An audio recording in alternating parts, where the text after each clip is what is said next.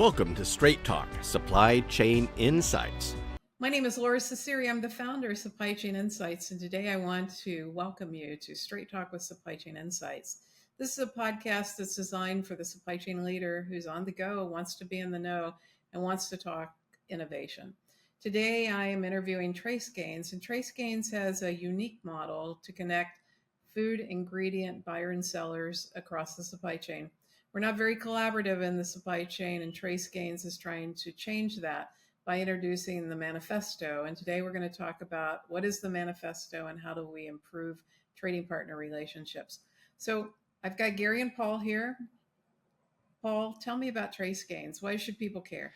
Sure. Well, TraceGains is the world's first real global networked ingredients marketplace connecting brands and suppliers around the world.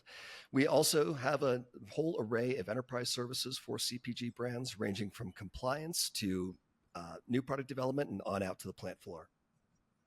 Okay, good. And, as you think about TraceGains, how long have you guys been doing this? So Paul and I have been doing this for just over 2 years, but TraceGains has been in business for more than 15 years when it originally was founded. We've gone through a number of iterations over the course of our evolution as a company, and most recently we're particularly proud of the networked ingredient marketplace that we've launched called TraceGains Gather. And that's fun. And that gets us to the manifesto. But before we get there, what I want to do is, Gary, tell the audience a little bit about yourself, and Paul, tell the audience a little bit about yourself. And Gary, you go first. Real short snippets there. Sure. I'm Gary Owls. I'm the Senior Vice President of Marketing and Business Development at TraceGains. And why are you excited about the manifesto? I'm excited because it really is a document that represents the voice of the market. And so it's not just TraceGains' perspective on the market. It's really coming from more than 1,000 customers, 20,000 suppliers across 156 countries, representing close to 70,000 supplier locations on the planet. So this is a broad market swath that has communicated with us over the years, and we've distilled it down into a very consumable one-page format that everyone can understand. And how did you get the data from all those people across all those continents and all those countries over all those years? What methodology did you use? We use several. I mean, first, we were in constant conversation with our clients through our onboarding process, through meeting them at trade shows, through speaking engagements like this. We get constant feedback. We have a number of user forums and executive forums that we conduct annually. So a wealth of information coming from those. We've also conducted a number of surveys as well that give us feedback and insights into what the market is looking for at any particular point in time. So we've always been a very connected company to our customers, but the market in general. So you've listened and you tried to learn, and then you've done some surveys and now around it. Now, Paul, I understand that you've got a real passion for R&D, and tell us a little bit about what you do at TraceGains. Yeah, so I lead product marketing for TraceGains. Absolutely. I have really fallen in love with the innovation side of the food and beverage industry. There is so much going on and so many really cool people involved. It's impossible not to be fascinated. Okay, so the first element of the manifesto is the rise of the users has occurred. Tell me about that, the superheroes, and how are you making them smarter? We believe that it's the end users that are getting it done in the industry. And those folks have an array of challenges on their plate. And we're astonished that they're able to get their jobs done at all, given the volume of information that they have to handle on a daily basis, the number of partner relationships and business relationships that they have to maintain, the number of shared documents that they have to pull together and have on hand at any one point in time to either satisfy specifications, confirmations, or even regulatory requirements. The wealth of information that they're dealing with is more than overwhelming. It's the end users that have really risen up and taken control to make quick decisions, get the information that they need, and to drive resolution to the problems that they were facing during the pandemic years and beyond. So we want to acknowledge that, and we design all of our solutions to be really end user solutions. So you're improving usability of the network to drive improvements in work. Yeah? Correct. Okay. And Paul, businesses need instant insights and answers. Do you want that one, or you want Gary to talk about it? Well, let me touch on that one really quick, Laura, because that's actually coming from a conversation that we had with you. All end users to really do the jobs that they were hired on for, not chase down documents, understand whether or not there's a disruption occurring in the marketplace, when all of these things can be done in an automated fashion. By giving them automation, they can focus on their jobs, and we think that takes us a long way to avoiding supply chain disruptions in the future. Well, you know, we've got a lot of automation in our personal life, right? And we don't in the enterprise. In fact, when I go to companies, they say, how come I can see when, my pizza's coming for lunch, but I can't see the inbound supplier to my factory, or if, which purchase order they're actually working off of. So, it's not so easy. So how about the next one? Food and beverage companies need to innovate or perish. It sounds like an exaggeration, but I'm telling you, as I talk to more and more food scientists and R&D professionals out there, it's actually a pretty serious perspective. We have got to innovate as an industry. The global food supply chain has got to develop and got to change for us really to have at least the kind of future that we want for ourselves and our kids. Some folks would say to have a future, period. It really speaks to the passion that I mentioned earlier, Laura, that I see in the R&D community. And we can't help but be inspired by that at every turn. The importance of innovation for all of us going forward is massive. And the drive is there in the industry to do it. What's not always there is the connection, the collaboration, and the tool sets to do that as quickly and as effectively as we need to. I think the innovation is not only an existential risk for planet one, for all of us, but it's also for companies as they progress. We see a lot of companies that fail to innovate, and they're the stories of yesteryear now. They're being overtaken by new startups. Well, and we certainly see that the smaller companies are innovating to a greater degree in food and beverage, right? Look at Monster, right? Supply Chain to Admire award winner versus, somebody like Anheuser-Busch, which has struggled with profitability and, the ability to control inventory. Okay, so we got to innovate.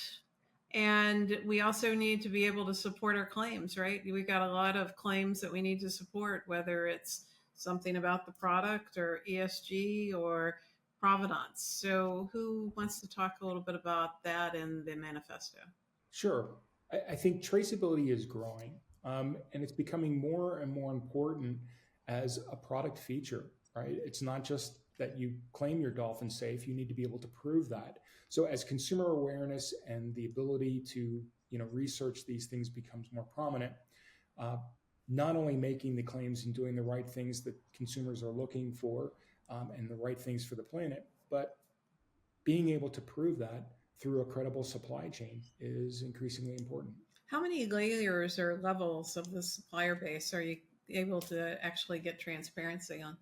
So for us, we're not as directly focused on the traceability transparency side of it in terms of working through multiple tiers of the supply chain.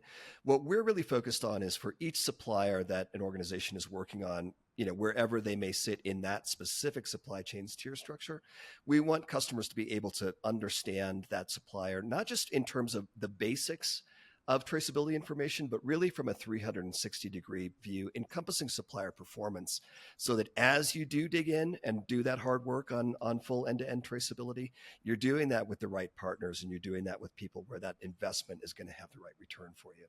Okay, and then the next one, which I think these are closely linked, fraud is putting the safety of our industry at risk. So let's talk about fraud. How do you define it? What's a nefarious actor?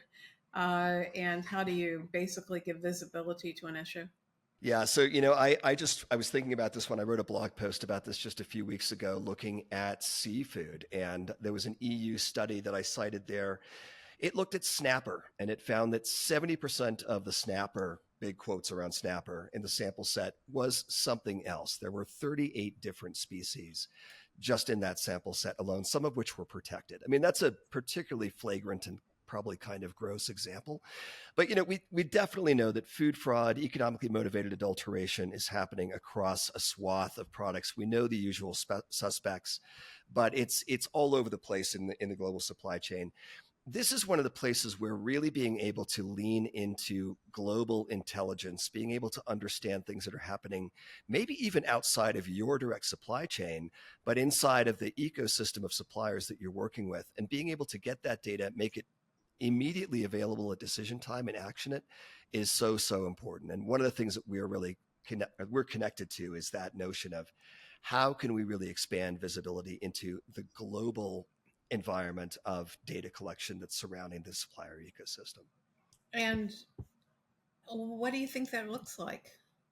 Well, for example, if there is an contamination issue, an importation issue, or food fraud issue that's detected in a supplier or with a supplier that I'm working with, maybe not on a product that I'm dealing with, but something that supplier is involved with elsewhere, that can be really useful information for me to know. It can also be really difficult information for me to know if I have to just go out there and search for it. One of the things that TraceGains does is we plug you into a global networked intelligence suite that allows you to actually watch that supplier, monitor their activity worldwide. And if something happens, even if it's not in your supply chain, be proactively alerted of that so that you know that's happening and you can take action.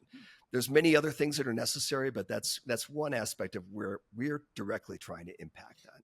So sort of like rating and reviews or cases where I can see that a supplier had an issue or a product had an issue? Yeah, exactly. But importantly, pushing that information to me as a decision maker, right? Not just making it something I've got to know to look for, but putting it in front of me in the flow of work when that happens is important. So proactive alerting. Good. Exactly. Okay. Digitalization is essential for survival. We'll start a conversation with what is digital? Digital in today's world is not just bits and bytes. It is the ability to decompose information down to its smallest core component so that it can then be reassembled with other valuable information. And that has to be clearly done in the digital format. So let me give you a contrast. A lot of folks today will view a PDF as a digital document, and it is. The problem with that is that the valuable information that's contained within that PDF, if it's not decomposed by ingredient, by location, right? If it's not decomposed in a way that it can be used and attributed to other things within an ecosystem and in a supply chain, then you're not getting the value of digitization out of that document. So think of the vast amount of industry that we have across the planet, in number of suppliers, number of manufacturers, the sheer number of products that are produced and consumed by the mass market.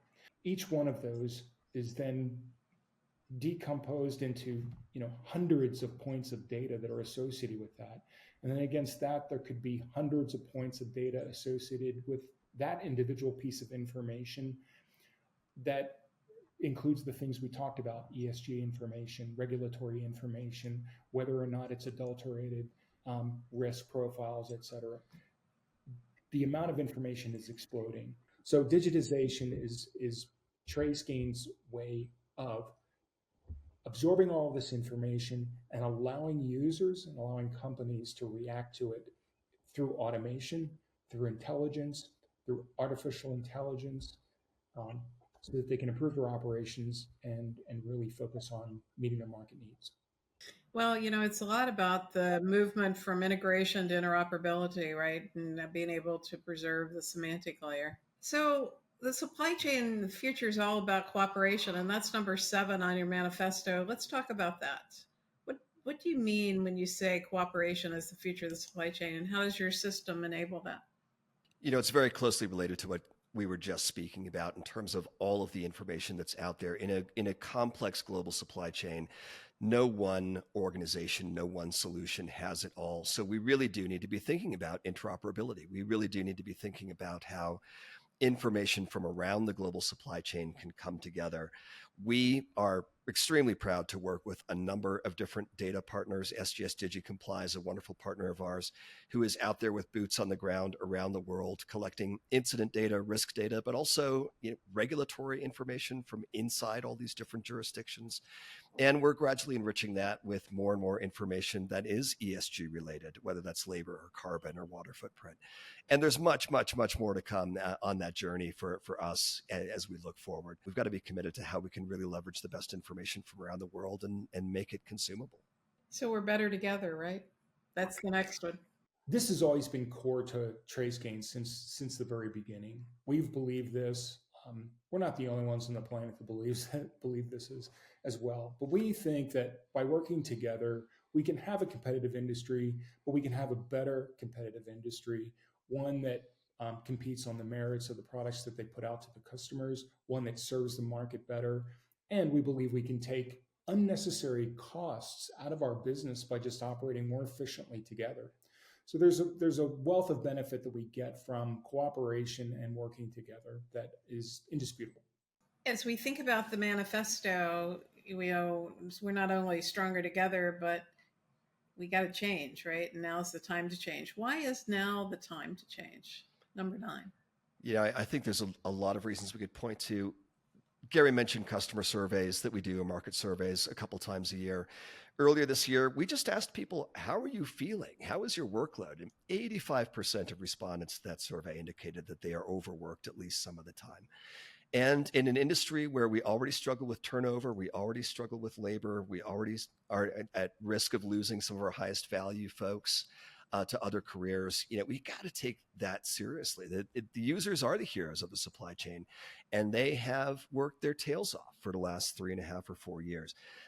Only one example out of many, right? I think consumers are asking for a different kind of world. I think that, as I mentioned, there's a huge drive on the sustainability front, which is valid and something we need to be listening to very carefully.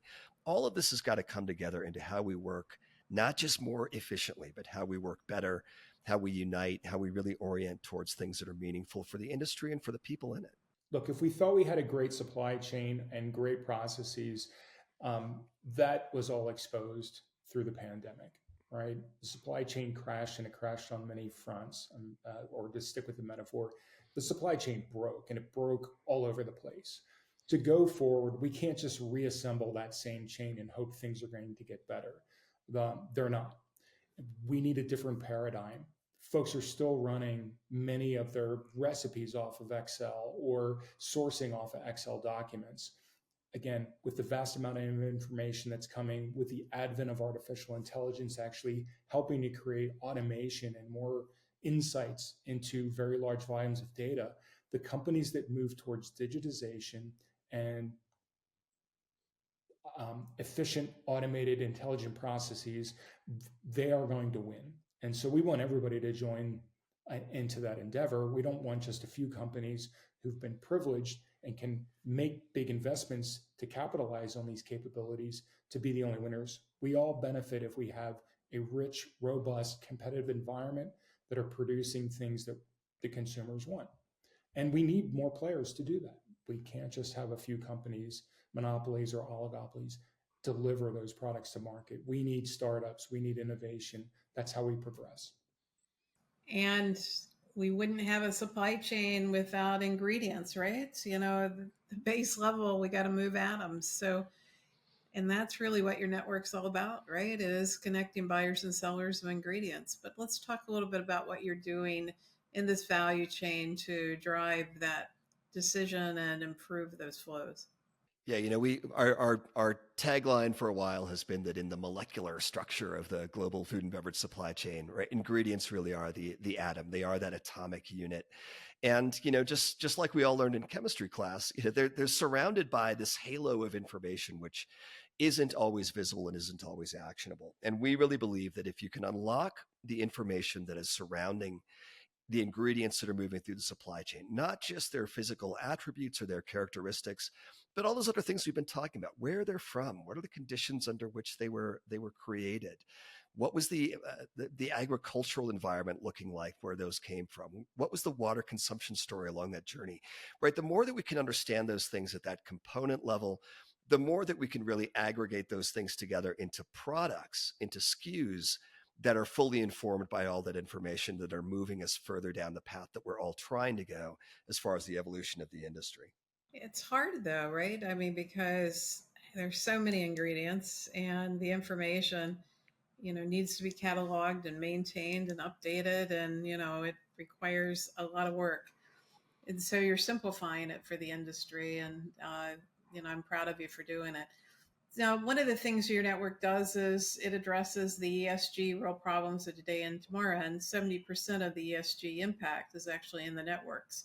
And unfortunately, people are investing more in enterprise solutions than network. So, how does your system, and why is this a part of the manifesto that ESG addresses the real problems of today and tomorrow? How do you help people with the ESG goals?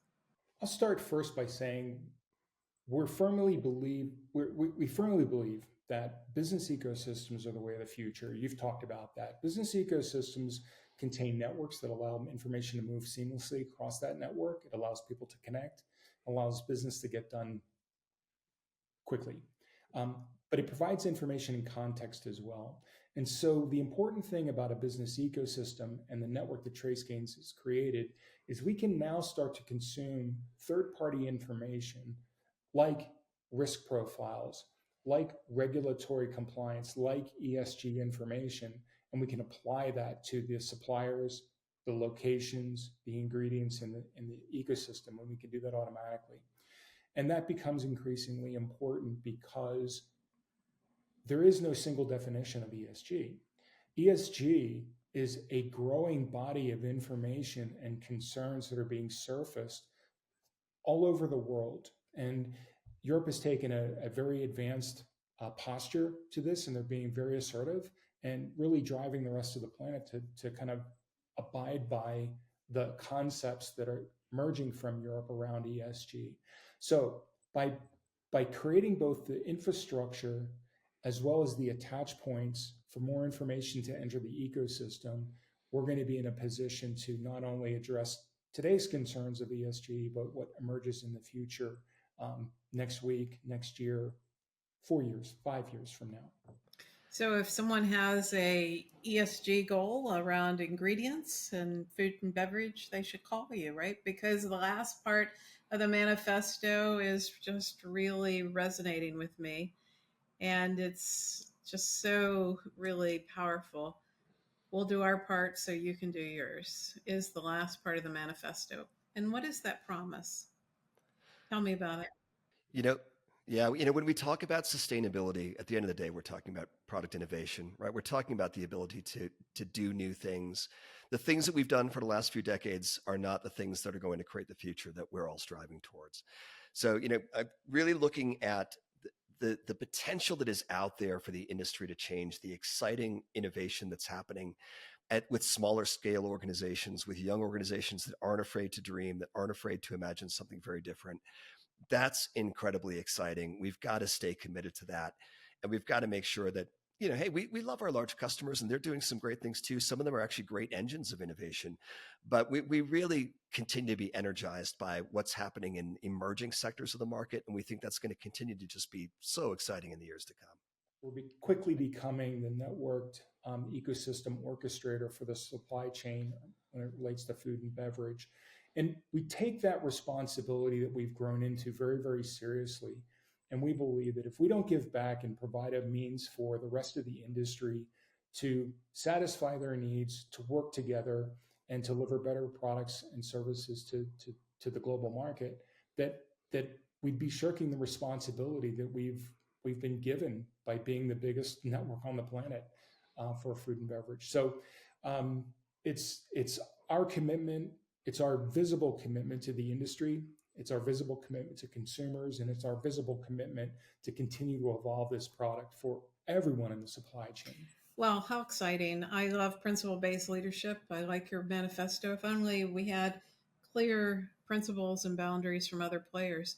Paul and Gary, thank you for joining me today on Straight Talk with Supply Chain Insights, and I hope everyone makes your conference in January. It's a virtual event, and it's a great time to find out more about how to drive this value chain to basically make the food and beverage industry more effective. All the best. Thank you, gentlemen.